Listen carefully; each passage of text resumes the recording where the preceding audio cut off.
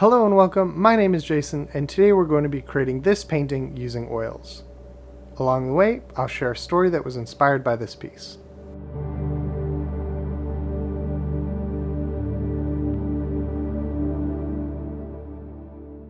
Before we get started, I just wanted to mention that this painting was originally designed in three-dimensional space using Blender. Since it's a complicated scene, I wanted to be able to plan out the perspective and lighting a little more easily, and Blender allowed me to do just that. Alright, enjoy the video.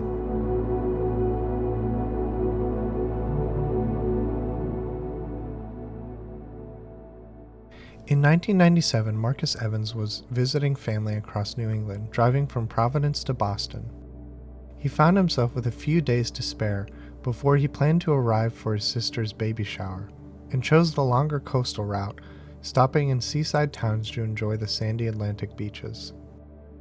Along the way, he paused more than once to study the lighthouses, many of them darkened now, made obsolescent by the rise of GPS.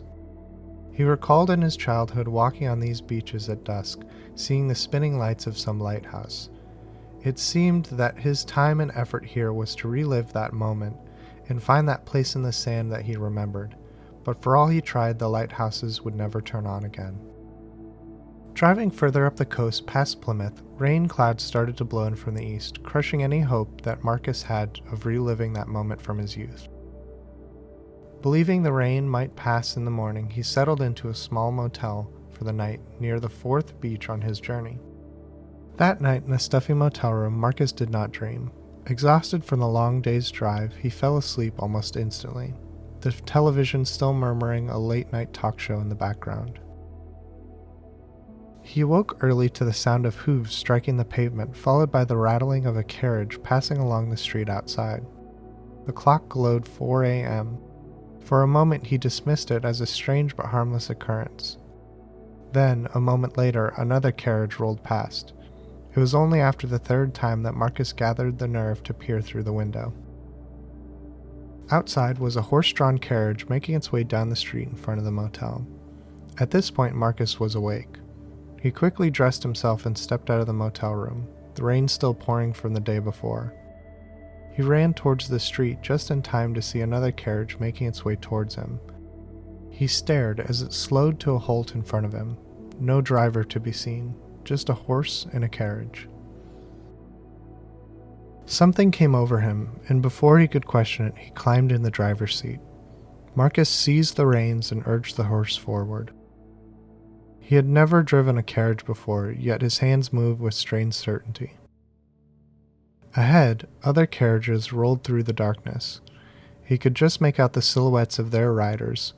Slowly he closed the distance.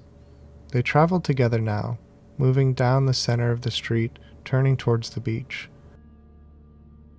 They began to make their way along a cobblestone pathway beside the sands of the beach. Marcus could barely see past the lead carriage as its path started to incline. Before long, he saw the lead horse travel into darkness as the pathway wrapped around, leading them out towards the sea. A moment later, Marcus was enveloped in darkness, with only the rickety planks of the carriage immediately ahead of him visible. The sounds of the sea increased as he assumed the path led out above the open ocean. In the darkness, he could only trust that the horse knew the way and feared that it might steer off the side of the bridge. Before long, the fog started to dissipate, and Marcus could see above him a pulsing light coming from up ahead. Soon the clouds parted and a shaft of light illuminated the sight before him. Marcus saw a gigantic ocean rock ahead of him. Atop it was a lighthouse towering above two houses and a cozy gazebo perched atop the highest point of the rock. It was illuminated by the soft glow of lights from the windows and of strings of lights. Ahead of him, along the bridge, was the other riders, which he could see clearly now. They were much like him, other people dressed poorly for the weather they had just gone through. Almost as if they had also rushed outside to board these carriages. For some reason, Marcus felt a familiar feeling, as if he had seen this island before. It was like déjà vu. His carriage neared closer to the base of the rock as he started to recall it clearly. This was the lighthouse from his youth. But where was he now? Certainly, this would be on every tourist brochure in the country if this was real. Marcus pinched himself. Maybe he was dreaming. His arm burned for a moment as he realized the pinch didn't wake him up. Soon he settled into this reality, accepting his circumstance. The carriages ascended the ocean rock, following a path around its circumference until it reached the top. The procession stopped before a set of cobblestone stairs, where Marcus noticed the other riders ahead of him climbing out of their carriages. Marcus called to the others as they walked up the stairs towards the buildings, but no one responded. He then climbed down and followed the others. When Marcus reached the top of the stairs, he stepped into the courtyard and noticed that the others had vanished. Not a moment later, a booming voice was heard from up above. "Hello, Marcus.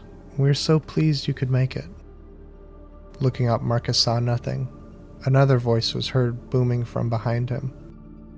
"Yes, welcome, Marcus. So good to finally have you."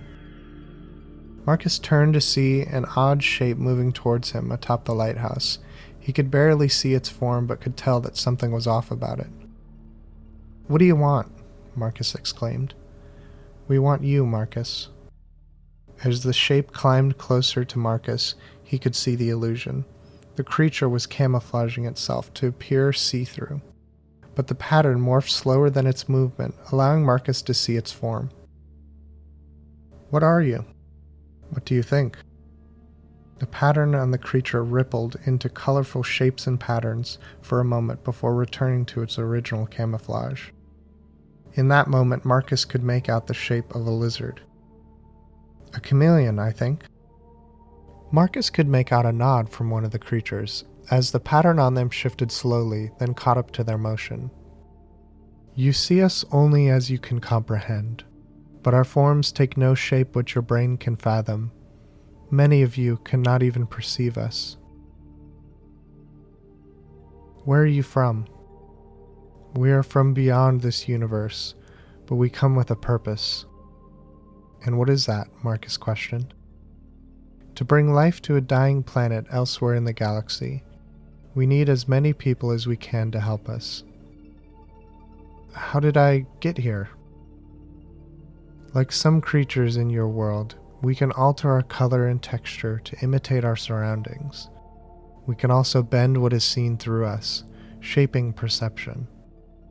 You are here because we changed your course, guiding you closer to us. We altered the street signs, we reshaped your map. We have others that have made similar journeys, and we still need more. We could not simply ask." Marcus started to panic, sweat dripping down his forehead. He began to run, back towards the staircase, leaping down the cobblestone steps, only to find himself landing back at the center of the courtyard, again before the chameleons.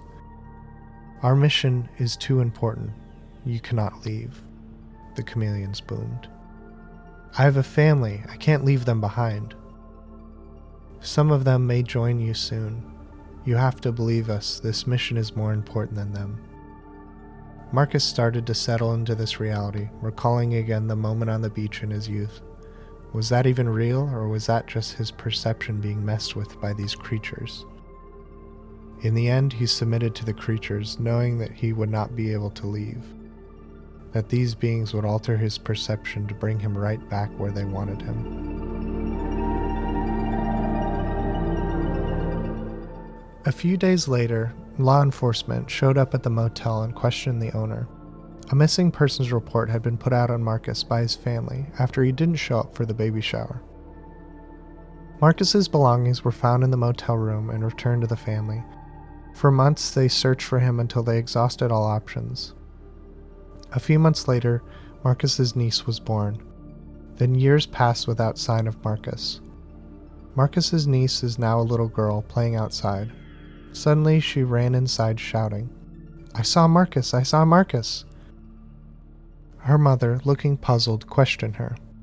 "How do you know what Marcus looks like? You've only heard stories." "It was him, I know it was him," she continued to shout. "And there was a big creature, too." "Lower your voice, it's okay. Let me take a look." The mother rose from her chair and walked towards the back door, Opening it, she looked outside into an empty backyard. "What kind of creature was it?" the mother asked. "It was a chameleon," the daughter responded.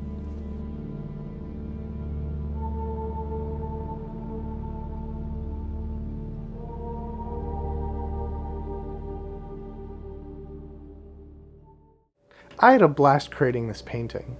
And it was fun to be able to create a story on top of it that fit in with all the themes and the ideas that I was working with at the time when I was creating the painting. I really liked working on this kind of format, and I hope to be able to do this in future videos as well, so be on the lookout for those. Anyway, thanks so much for watching, and I hope to see you in the next video.